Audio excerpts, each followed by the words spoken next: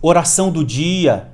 Você está sob direção e vontade de Deus? Hoje, Atos, o capítulo 1, do versículo 12 até o 26, Escritura. Deus, pela Escritura, falando com a gente. Aproveita, deixa já o seu joinha, ok? No final do vídeo, fala como que Deus tem falado com você através desse devocional. Se eu pedir de oração, responde de oração ou testemunho, tá bom? Então vamos ler? Vamos ler. Lemos, refletimos e oramos por uma prática de hoje. Versículo 12. Então os apóstolos voltaram do Monte das Oliveiras para Jerusalém. Olha, tudo aquilo aconteceu no Monte das Oliveiras. O que eu disse? A ascensão do nosso Senhor. A distância até a cidade era de 1 quilômetro. Quando entraram na cidade, no caso Jerusalém, subiram para o cenáculo onde se reunia Pedro, João, Tiago, André, Filipe, Tomé, Bartolomeu, Mateus, Tiago, filho de Alfeu, Simão, o Zelote, e Judas, filho de Tiago. Aí vem 14. Todos estes perseveravam unânimes em oração com as mulheres, com Maria, mãe de Jesus, e os irmãos dele. Então, aconteceu a ascensão, eles estavam no Monte da Oliveira, foram para Jerusalém, lá estavam os apóstolos e lá estavam mais pessoas. E o que eles estavam fazendo, gente? Unânimes em oração. Primeiro aprendizado. Aproveite oração em comunidade. Sua igreja vai ter uma vigília, esteja na vigília. Vai ter uma torre de oração, esteja na torre de oração. Vai ter uma sala de oração, esteja na sala de oração. Os irmãos vão subir no monte para orar, esteja orando com os irmãos. No a sós, mas em comunidade. No momento do culto, ore de fato. Por quê? Porque nós somos seres também de comunidade. E a oração, ela não é só no a sós, ela também é em comunidade, como os irmãos estavam, os apóstolos estavam. E aí vem o versículo 15.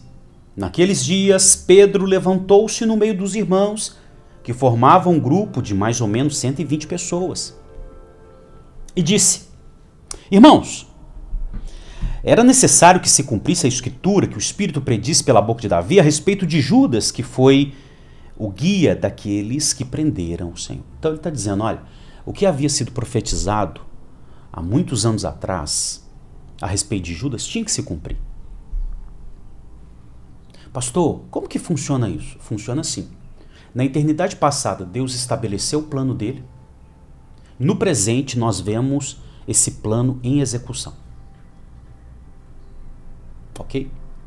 Pastor, então tudo que está para acontecer já está no plano de Deus? Já está. E Deus, ele influencia, ele garante que aquilo que ele quer que aconteça vai acontecer, e ele permite também que a maldade mostre a sua cara, mas tudo isso sob controle dele. Ele está conduzindo a história num plano eterno para um propósito eterno. E nesse plano eterno, Deus decidiu, no plano eterno passado, Deus decidiu que Judas, ele manifestaria a maldade dele. Amém? E aí continua, 17. Ele era um dos nossos e teve parte no nosso ministério. Ele está falando do grupo dos 12, dessa liderança que Jesus formou e presenteou à igreja. 18. Ora, esse homem adquiriu um campo com preço de iniquidade. Então, pelo que dá a entender? Parece que Judas rouba. João vai dizer que Judas roubava, né? Ele era dono da tesouraria, ele era líder da tesouraria ali do dinheiro que Jesus recebia. Mulheres sustentavam o ministério de Jesus, gente rica, mulheres ricas de influência sustentavam o ministério de Jesus. E Judas, ele cuidava dessa tesouraria e, pelo que dá a entender, ele comprou esse campo, claro, com as 30 moedas de pratas que lhe foram oferecidas para atraí-lo, e certamente por causa dessa corrupção, mas principalmente as 30 moedas de prata. Caindo de cabeça, rompeu-se pelo meio e todos os seus intestinos se derramaram. Pastor, mas João não vai dizer que ele foi se enforcar? Sim. Mas aqui está dizendo que ele caiu de cabeça e romperam, né? Os seus intestinos saíram para fora? Sim. É bem provável que Judas foi se enforcar e passou algum tempo, alguns dias, até encontrá-lo. E certamente ele inchou, ele ficou enforcado, né? E ele foi inchando até estourar. E nesse estourar, os intestinos foram para fora. E aí continua. 19. Isso chegou ao conhecimento de todos os moradores de Jerusalém, de maneira que em sua própria língua este campo era chamado de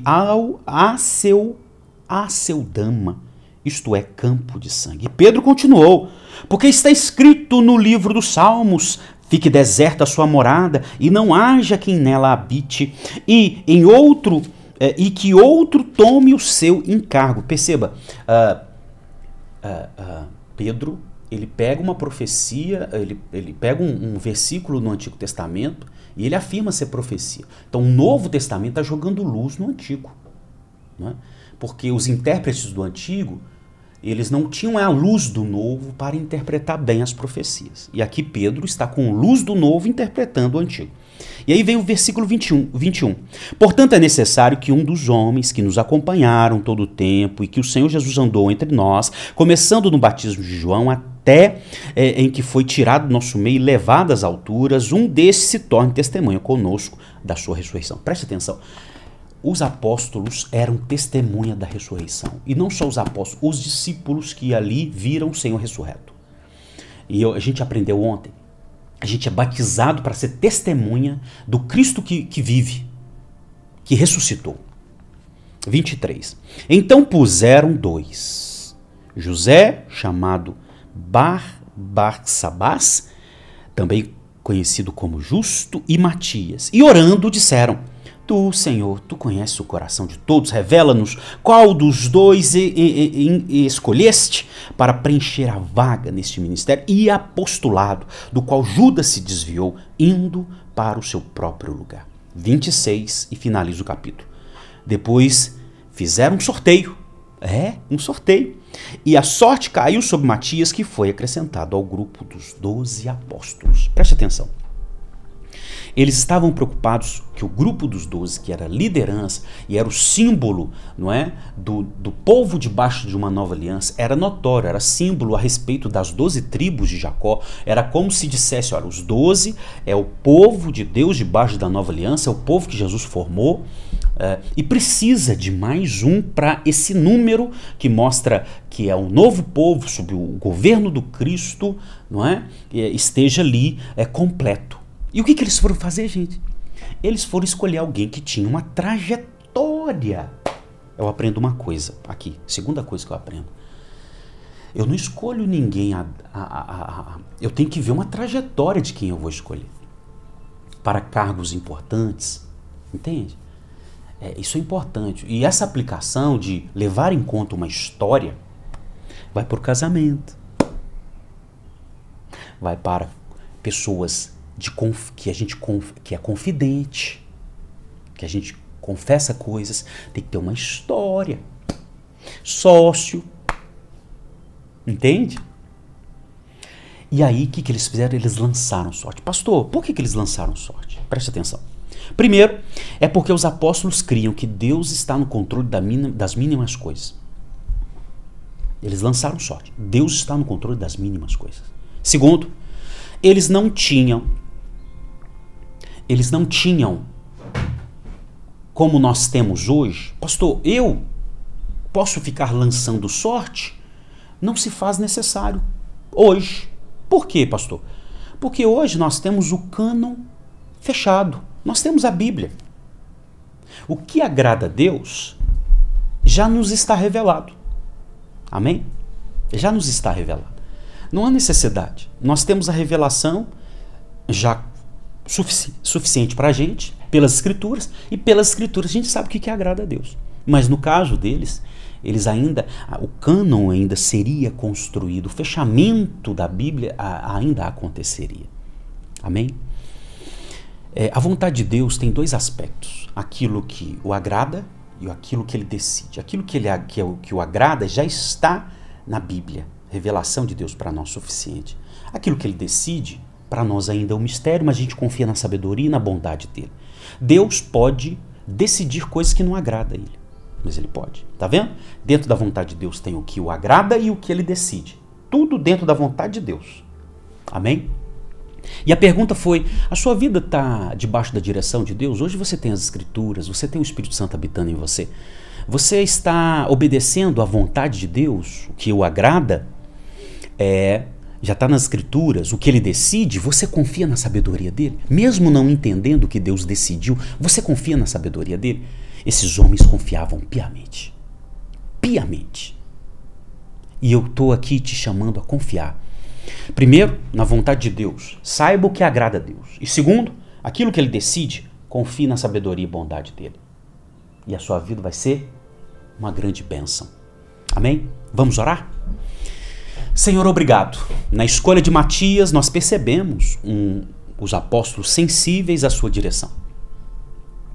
Percebemos a confiança que eles tinham no Senhor, que o Senhor estava no controle daquela situação. Percebemos que eles escolheram gente que tinha uma história. E percebemos, ó Deus, que eles confiavam na sua decisão, sabendo que o Senhor é sábio. O Senhor é sábio. Eles entendiam que aquele instrumento, naquele momento, era uma direção do Senhor. E eles confiaram.